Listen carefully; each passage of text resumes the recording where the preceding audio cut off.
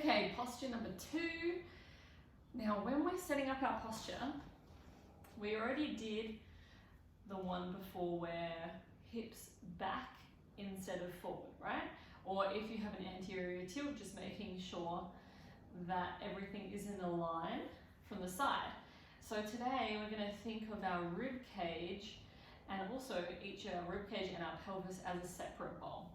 So if the bowl, actually let me just grab the bowl so you can see. Here we go. So imagine that my rib cage is flared open.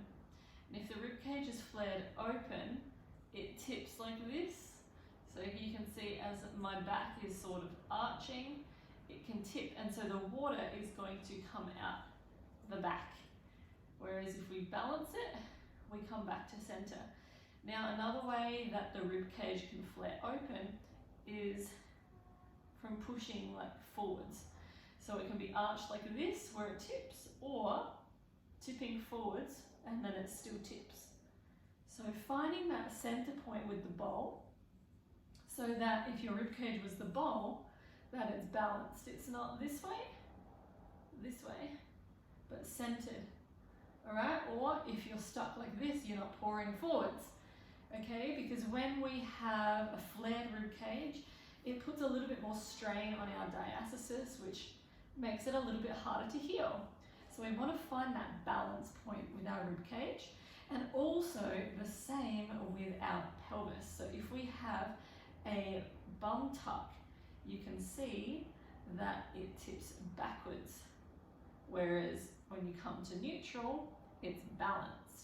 And then if we have an anterior tilt, the water will be falling out the front. Okay, so we want to find everything to be a balanced bowl and a balanced pelvis. So if you're walking around through the day, okay, is my bowl balanced? Is my bowl balanced? Oh no, my water's tipping out the front, or my water's tipping out the back.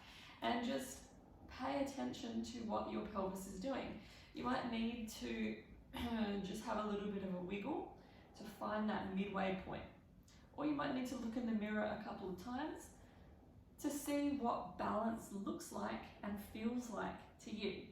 But this is the second part of our posture that we're putting together with our head, keeping our bottom behind our back, and the head balloon. Okay, so all of that coming together is going to really help with your posture.